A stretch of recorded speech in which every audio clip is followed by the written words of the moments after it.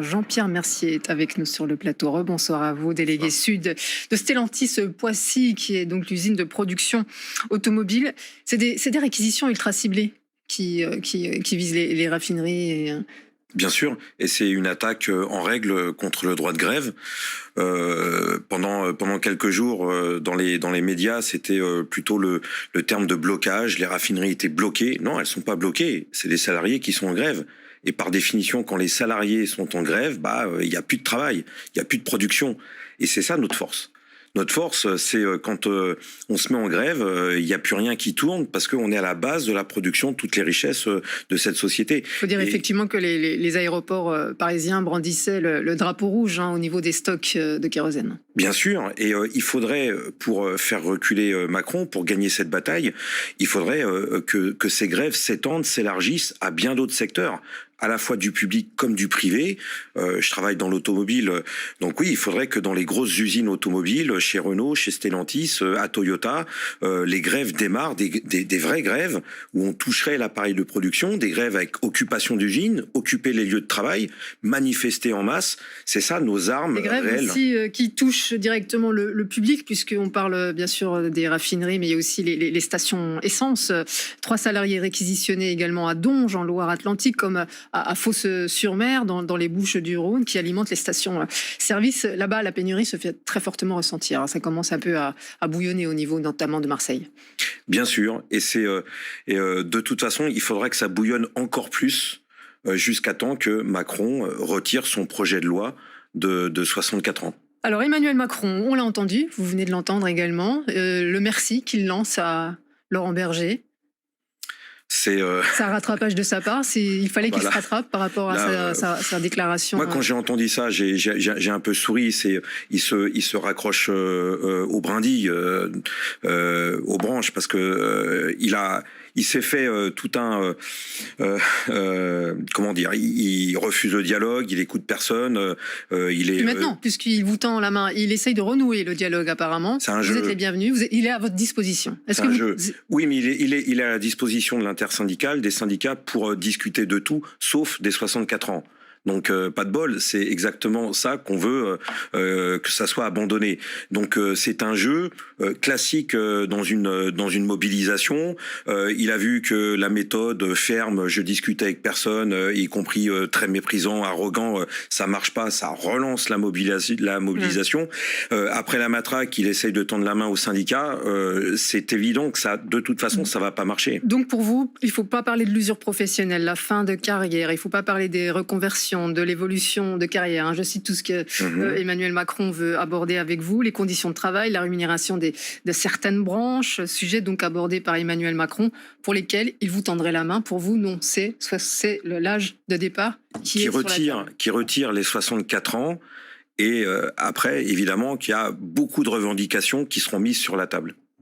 Vous avez espéré un temps, quand il a pris la parole, qu'il allait faire un pas en arrière, qu'il allait dire « je vous ai compris », pas la De Gaulle, mais presque. Non.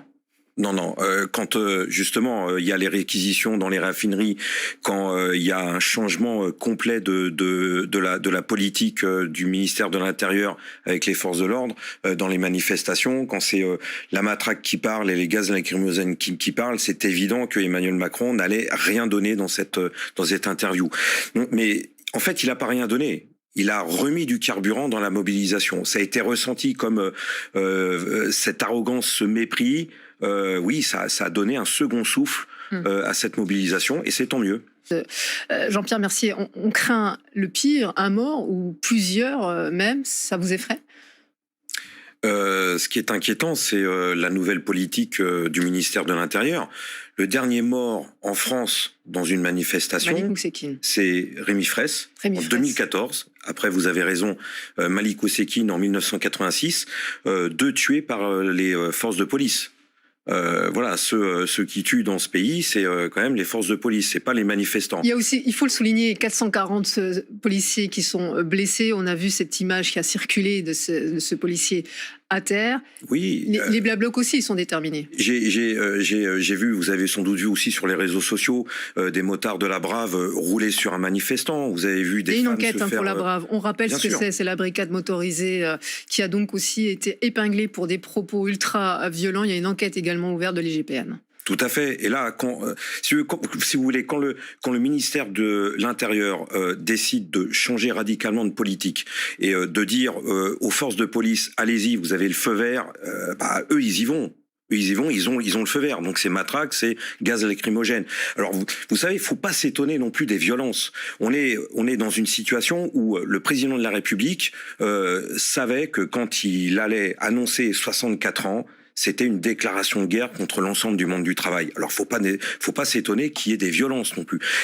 Vous les déplorez, vous les condamnez ou pas? Moi je les comprends. Vous les comprenez, mais vous les comprenez, vous les condamnez pas. Moi, ce que je condamne, c'est la politique du gouvernement. C'est la politique d'Emmanuel Macron de nous imposer, de nous prendre 2 ans de notre vie. 2 ans de notre vie, à nous faire travailler jusqu'à 64 ans. C'est ça que je condamne. Jean-Pierre, merci. Est-ce que ça mérite pour autant, je vais vous montrer un tweet qui a été reçu, qu'a publié Aurore Berger sur son compte Twitter, un message de menace dont elle a fait l'objet, elle et son enfant, son bébé de 4 mois. Il n'y a plus de limite. Il n'y a plus de limite. Moi, je vais vous dire, c'est pas comme ça qu'on va gagner. Si c'est ça que vous voulez entendre de ma part. Je veux rien entendre de votre part. Je veux juste savoir si, comme ça qu'on va effectivement, il y a des limites, il n'y en a plus. Moi, la perspective que je défends, la politique que je défends, c'est l'extension des grèves. Notre force, c'est quoi? C'est le nombre. C'est notre nombre. C'est le fait qu'on ait 36 millions dans ce pays à travailler, à fabriquer les richesses, à faire tourner cette société de A jusqu'à Z. Oui, il faut que les grèves, elles s'élargissent, elles s'étendent, qu'on occupe les lieux de travail et qu'on fasse pression sur le gouvernement en utilisant ces armes-là, c'est-à-dire la grève, les occupations d'entreprises et les manifestations de masse. C'est cette politique qui a permis au mouvement ouvrier de gagner des droits, de s'imposer face au patronat et face au gouvernement. Eh ben cette politique, moi j'ai une confiance totale et j'ai confiance dans l'ensemble du monde du travail à pouvoir la mener intelligemment, d'une manière organisée, oui, pour les faire reculer, pour faire reculer le camp d'en face. Fin de non-recevoir donc à la main tendue par Emmanuel Macron. Tout à fait. S'il ne retire pas les 64 ans, ça ne sert à rien. C'est ce qu'il dit, qu'il ne les enlèvera pas, qu'il lui est prêt à dialoguer sur d'autres points, mais pas sur ce point. Oui, mais là, il y a une journée de manifestation et de grève mardi prochain. Il faut qu'elle soit massive. Et il faut mettre le paquet. Et il faut qu'on soit encore plus nombreux en grève et en manifestation. Jean-Pierre Mercier, délégué sud de Stellantis, de Poissy, usine de production automobile et délégué syndical. Merci beaucoup de votre intervention ce soir dans le 23h.